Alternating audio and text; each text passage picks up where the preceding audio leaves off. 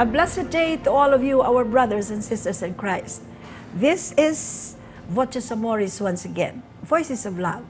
We're actually trying to air this very beautiful program at this point in time after that pandemic that struck the whole world. But nevertheless, no matter what pains will come our way, we are always being told by the Lord, do not be afraid. I will be with you till the end of time. So maybe the pandemic will be all around the world, but our Lord and our God is our protector and defender, and He is always there for us. Just keep that very beautiful thought in your minds, and everything will turn out right. Today, Reverend Father Jonathan Rubin is with us once more. Remember, he was also with me before the pandemic. But you see, no matter who your companions are, if God puts us to a test, we have to be ready for it.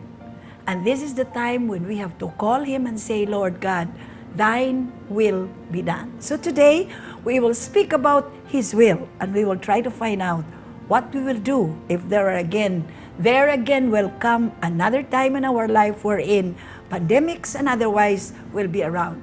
What will be our strength in this moment? So let's welcome Reverend Father Jonathan Rubin. He is going to tell us more about the beauty of God's love and always giving our hearts to Him no matter what life brings. Hello, Father. Hi, Sister Nancy, and of course, I'd like to say hi to our avid viewers, especially in this program, Voces Amoris, or the Voices of Love. And I thank you again, Sister Nancy, for inviting me to this beautiful program to share to you about how we are to live our faith, our life, especially as we are still facing and actually suffering from this crisis and of course, aside from the pandemic, which we are still facing, we still have, or we just experienced this horrific typhoon, Odette. So the big question, as you've said now, as you've said, Sister Nancy, is that how are we going to face these challenges? What's the role of faith? How are we going to live our life? It's good. It's really a good question that we have to reflect on, and hopefully we can also find answers to that question. Amen. Yeah, Father, thank you very much. Father, today we are actually experiencing a lot of very painful moments in our lives, and I guess our brothers out there still have this pain even up to this moment. Many are still agonizing inside. Yes. Okay? But here in Voces Amoris, let's try to find out what you, especially as a person of God, will be able to tell them, and will give them a promise that no matter what pain brings in life, there is always the beauty of God's love. And I guess this moment will be a moment wherein Voces Amoris, the Voices of Love, will actually try to plant into the hearts of our brothers and sisters out there, no matter what difficulties they undertake, houses torn down, cars being broken, and then plenty of people in the streets no longer have houses to live, and then there's a lot of, they cannot anymore know where they are going, and there is a time when they do not have anything to eat, and their children do not know anymore what to do. So here at this point in time, Father, how are we going to continue life in faith, especially, even with this pandemic which is still around? And some moments in time, we will also be struck by a lot of, sometimes even in the middle of the night, there seems to be just wind that seems to be making us afraid again of the recurring of the typhoon.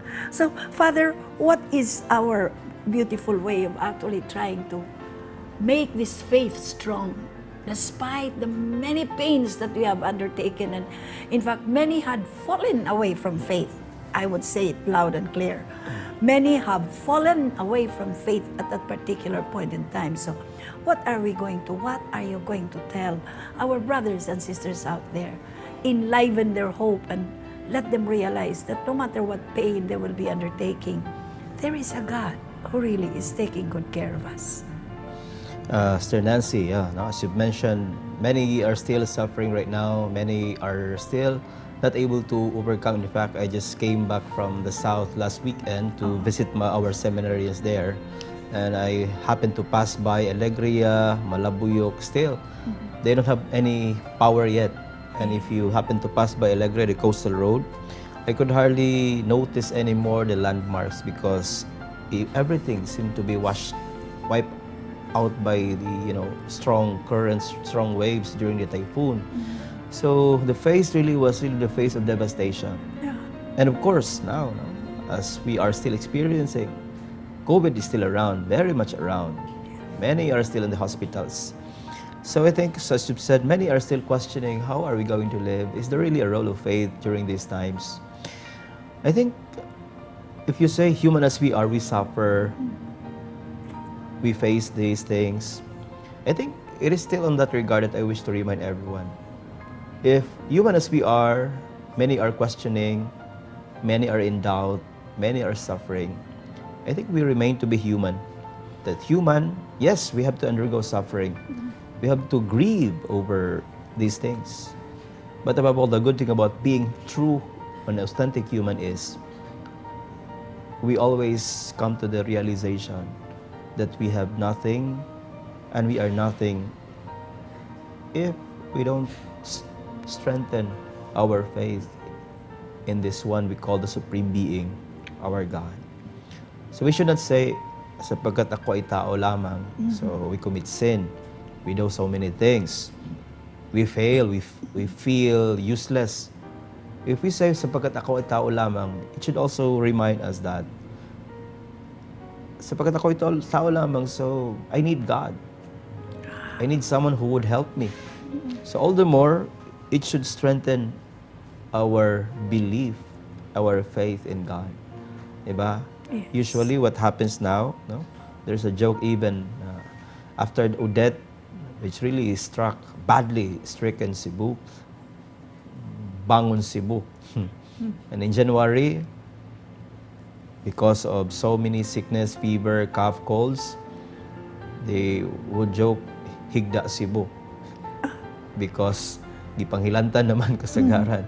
There was even a joke, if you are not suffering fever, if you're not suffering cough or colds, you are not from Cebu, you live in Mars most likely. Because everything suffered, everyone. Got sick. Yeah. However, again, for me, to those who would ask, is there really a role of faith? Definitely, there is. Why? It seems that we could hardly move forward. We know nothing what to do. So it should remind us all the more we entrust everything to Him, have faith in Him. All the more we should have an intimate relationship with God. Amen. Right. It's really indeed beautiful, to always remember that human beings are nothing without God.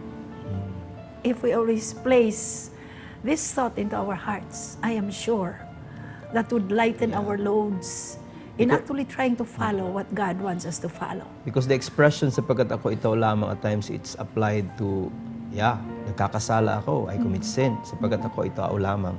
But I think if we try to make positive meaning out of it, we can say, sapagkat ako ito lamang, I need God. I cannot do things my own. Beautiful. Because tayo ay tao lamang. So, we cannot go ahead without a God. Amen. That is really something beautiful, Father, but we'll talk more about that because God indeed is one that we need to be placed in the center of our lives, and things will be all right, no matter how poor perhaps we are. If our heart is full of God, there is always that beautiful relief that He is our protector and our defender. Brothers and sisters in Christ, we will be back for some very beautiful, beautiful announcements to make our faith increase.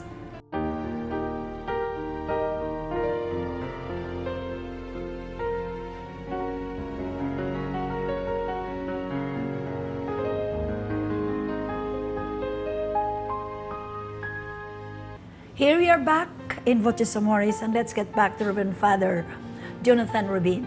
Father, you know, you have a very nice name, no? Jonathan Rubin. It seems as if both are just first names, no? And then Rubin there is a family name. Yes, yes, yes. Ah, yeah, beautiful. Now, Father, you see, even our faith has been actually being given tests, no? Even our Roman Catholic faith is being given a test. There rise a lot of, suggestions from Kiboloy, and then another suggestions from all other, especially that we are also actually trying to face elections, and wherein some are not Catholics, okay? Like Senator Manny Pacquiao, who was once a Catholic. In fact, I had interviewed him in Wake Up Call before he became a champion. And now I intend to really interview him once more. If God permits, I will really find time to be able to have him and then request him to really return to Roman Catholicism, because it was that faith that brought fame into him. So let's get back to our Voces Amoris focus, Father. You see, in this particular moment in life, many of our brothers and sisters are still so much in pain. Like what you said, many are still in the hospitals. Yeah. Now, let's focus now on our young. Our young these days are no longer the same young individuals in the past, especially during my time and 10 years after and 10 years after. Our students before, our children before, they easily follow, they are obedient. Why do you think that the people that we're having now, the children we're having now, seemingly are no longer obedient? What is your deciphering to that? Or how are you able to decipher? Why is it that many of our children now are hard-headed? Unlike before, when parents will just look at them and say, just sign like that, and then they will already follow. Just like the times when I was still in our place in Tuburan, my mother would just show me just the tip of the whip without being angry. Then we are already given a signal that we need to come up with some obedience. So why is it that it's like this now? Why are our young no longer the same as the young that we had before? How do you account for this? Sister Nancy, I'd like to somehow try to answer that in two extremes. Yeah. First, I think I would not say that it's totally negative. Why? Because the youth, the young nowadays, are actually born in a very different context, different circumstances, different surroundings. So, whether we like it or not, the circumstances, the context in which they are born, I would say that I belong to this Present generation, which may have actually influenced them or influenced us. It's not actually total negative or total evil, if you wanted to say that. But I think it's just somehow different. But because we cannot just also somehow put everything in a box that this is a different bad generation. No, it's just different. However, we also need to also, I think that the challenge now is to purify how the children are being, the upbringing of the children. And I think it's up to the parents now. Actually, the responsibilities now fall much on the parents. How are they being reared in the family? How are they being taken care of in the family? So it all boils down to the family, actually. Yeah. Of course, in view as well of the new circumstances now, because back in the olden times, in your time maybe, it was different because there was never an internet. Even in fact, entertainment was different. So that's why the children would, since somehow it's a different generation, it's a different context. That's why we can say, they will just obey. But now, it's different. However, again, my how am I going to somehow put value into it is that things must be purified. Things must be somehow discerned, because there is a very familiar or classic example of purifying things, no? If baka ng bata, ibutan mo sa planggana, hugaw naman ang tubig, it doesn't mean that ilabay po na magkapilang bata igyabos tubig. Yeah. So it's like that, I think, no? There's so much good in this present generation, which we have to acknowledge and, of course, maximize, than to somehow totally judge it as, bati gid mo. It's really different, no? Because there is so much gem as well in the young nowadays. So much. I like that term. Yeah. What gem have you seen with the young these days? It's like the hunger for new things, adventurous, right? And that is to you a positive to search for more, to look for more is like not being content with being mediocre. That's why we have innovations. That's why we have technology, because of the young. How they want for more. But of course, again, it all boils down to how they should be guided, enlightened. There will be some guidance Exactly. here, because our Lord and our God is actually trying to tell us that life must have got to be simple. Exactly, yes. He was always so engrossed in the Bible. He always spells out simplicity as the very beautiful way of actually trying to solve complexities. You know what, Sister Nancy, during my studies, no? Of course, my study was focused on the social media. You know, diba? Social media has become like the media now. Yes. Without social Present media, generation. you cannot. As if you will live in Mars if you don't have any social media account. So it's the in. However, the way we think that it's already sophisticated, but it's actually serving the basic. What's that basic? The basic need of every human being. It's for connection. It's for relationship, right? And to have a relationship, that's very basic for us. The problem is, we go beyond establishing relationship. That's why we have fake news. We have misinformation. We have disinformation. So, as you say, when you said life is simple, these things that we have are actually serving the basic need to have a simple life.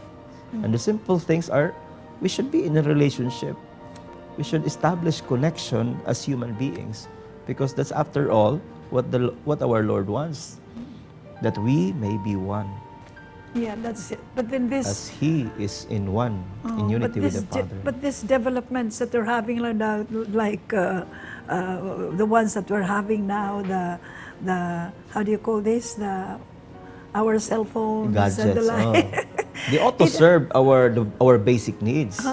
Because it's not actually trying to use it in the way God wants it done. Exactly. No? So, how are we going to make resolves in order to use these beautiful things, the gadgets at the present time, to be into our lives in the way God wants it done? You know see? what? Because God really has shown to us the fingers of the hand. That's why He said, there should be no competition. There should be complementation. So no matter how tall the finger, how small the finger, like, He wants us to really complement. And this is what He wants. Now, if the tall finger is one person who has everything in life, suppose he has the dignity, he has the gadgets and everything, and all the others also have lesser things. Now, God wants us to really be functioning like the fingers of the hand. But what is happening right now is that when people are having some beautiful things in life, you see, they become arrogant. Yeah. They become indifferent. They don't look at the other person in the eyes of love. They look at them in a manner of being indifferent, as if they are looking at someone who is not a human being. You know what I mean, Father? Exactly.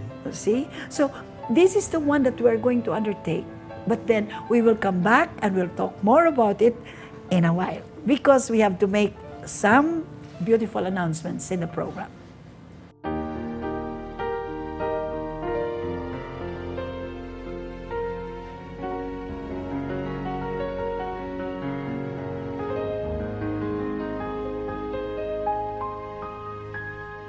We're back in Voces Amoris, and we're back with a very serious topic on how to go about in this season of pandemic, and as well as how are we able to inspire other people, as we are always asked by God to be an inspiration to other people, like the fingers of our hand. How are we going to actually come up with ways of life in order to radiate to people sort of a feeling that this is not the end of the world. We have a God who takes good care of us, our protector and our defender. Let's get back to Reverend Father Jonathan Rubin. Reverend Father, you see, it's not easy to live at this moment. It's not easy to live. And it's not easy also to follow the commandments of our God at this point in time. It seems as if it bothers us, and at the same time, we cannot really decipher why these things have happened, especially when we are in a family wherein we live in a strict rules of following the commandments of God. No, like my own family, we are really good followers of the teachings of God, and in fact, this is the one that is in my heart even until now, even in the way I dress, even in the way I talk. That's why I still am continuing with this, because my mom and my dad were people of God. In fact, they have left us a legacy which they have not sold. It is still with the family. And like what I said, it is so painful to go through a process like this, especially that I have brothers. I had a brother who committed suicide, the ones who live in Norsagaray, Bulacan, because he had a pancreatic cancer. And I have a brother who also lived in Cavite, who also had this sickness. What is the name of the sickness again? I forgot. COVID. COVID. Only in 3 days' time, he died. And I have a brother who is in Cagayan de Oro. He is the head of the Department of Health because he is a doctor. He's also very good, and at the same time, he had COVID, but he was able to overcome it. And he is the youngest in the family. I am the oldest in the family. So it seems as if that the problems that is in the family, it seems as if they are all on my shoulders. But I told the Lord, I am not giving up, Lord. You are there for me. Grant me the grace to be able to do things in the way you want it done. I am a nobody, and so I said, make me a person of your word. Grant me the grace to be able to help other people. And you know what I do? I always pray my rosary because my house is facing the road. That's the time I pray my rosary. And there is that feeling of being relieved while I pray. And then I said, Lord, thank you for giving me a chance to be able to, if not help other people, at least show them that this is the way to be able to overcome the difficulties in life. So with these beautiful things that's happening at this point in time, I was able to overcome things, but yet there are still others whom I want to help, but I cannot help. What will I do? And what will I tell other people in order for them to be also one of those who intend to help? At times, no.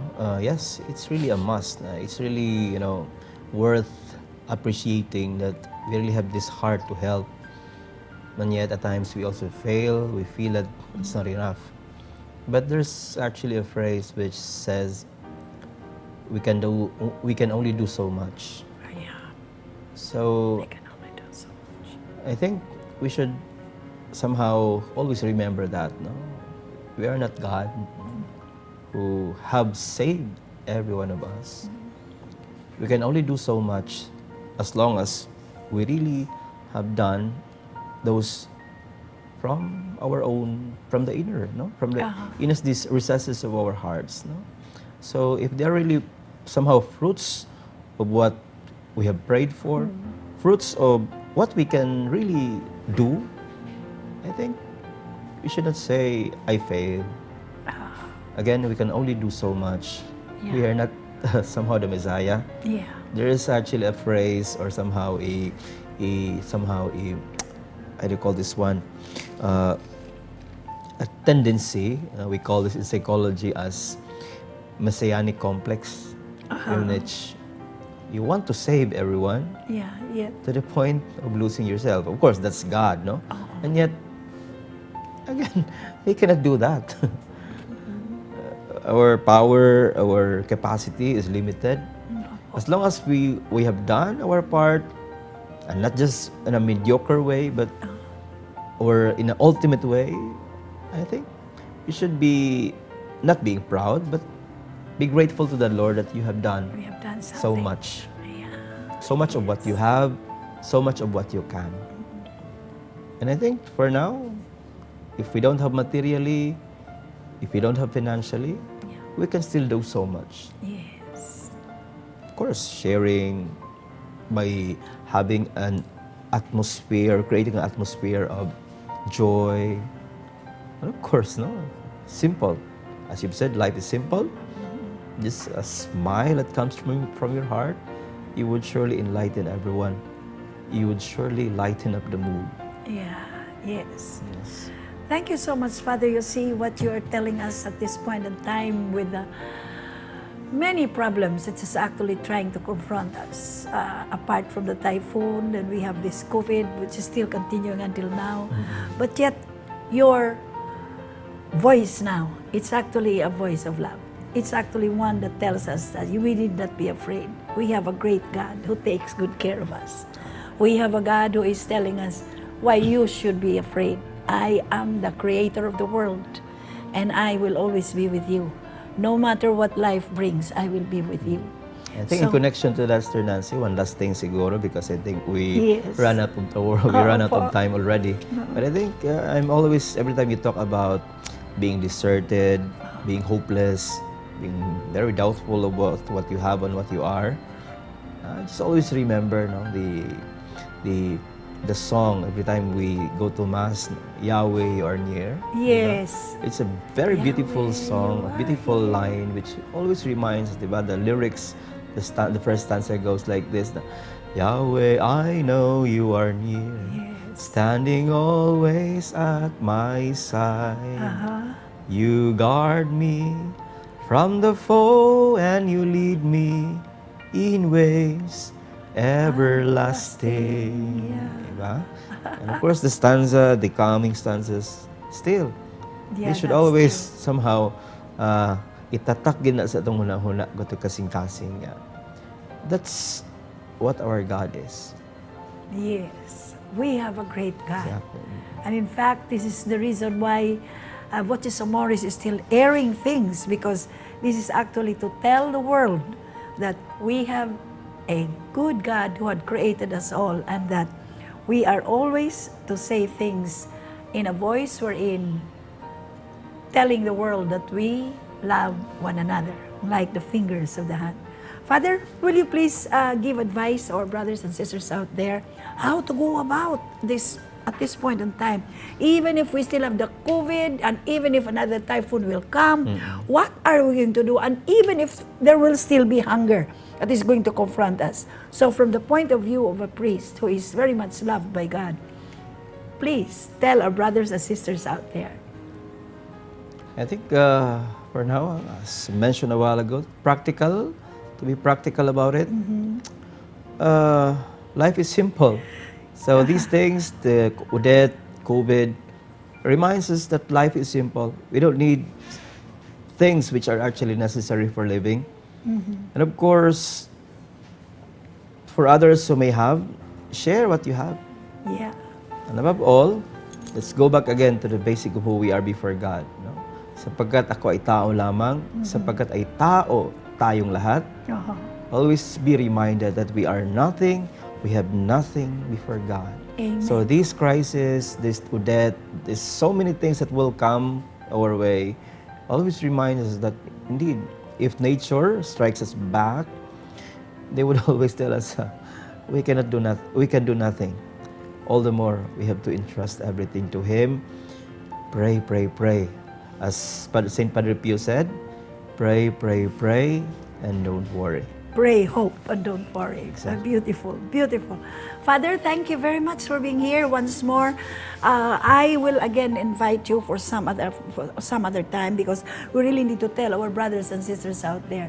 My brothers and sisters out there, Voces Amoris is actually created by Amor Day Community, which is actually headed by Dr. Glenn de las Peñas and Sister Steph de las Peñas. We would like to thank Dr. Glenn for the very beautiful gifts that you have given us, and we'd also like to thank this couple for actually continuing to support Voces Amoris, and let this program continue and let the world know that God and only God can give us help. So, brothers and sisters in Christ, we would like to thank our television boys. We have Kirby here, and as well as my son here, Randy. And I would also like to thank our production staff there, and as well as Sister Andrea Patiña, Matthew. So we would like to thank you, and this is your Sister Nancy, not bidding you a goodbye, but actually bidding you that no matter what life brings, we have a God who takes good care of us. God bless everybody. Yes, Father, let's say God bless. God bless everyone. Thank you so much. God bless.